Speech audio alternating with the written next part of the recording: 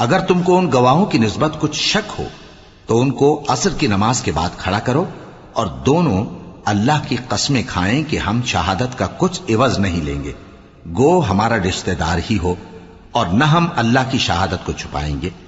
اگر ایسا کریں گے تو گناہ گار ہوں گے۔ پھر اگر معلوم ہو جائے کہ ان دونوں نے جھوٹ بول کر گناہ حاصل کیا تو جن لوگوں کا انہوں نے حق مارنا چاہا تھا ان میں سے ان کی جگہ اور 2 آدمی کھڑے ہوں جو میت سے قرابت قریبہ رکھتے ہوں، پھر وہ اللہ کی قسمیں کھائیں کہ ہماری شہادت ان کی شہادت سے زیادہ سچی ہے اور ہم نے کوئی زیادتی نہیں کی۔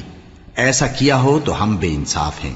اس طریق سے بہت قریب ہے کہ یہ لوگ صحیح صحیح شہادت دیں، یا اس بات سے خوف کریں کہ ہماری قسمیں بھی ان کی قسموں کے بعد رد کر دی جائیں گی۔ اور اللہ سے ڈرو اور اس کے احکام کو توجہ سے سنو، اور اللہ نافرمان لوگوں کو ہدایت نہیں دیتا۔ وہ دن یاد رکھنا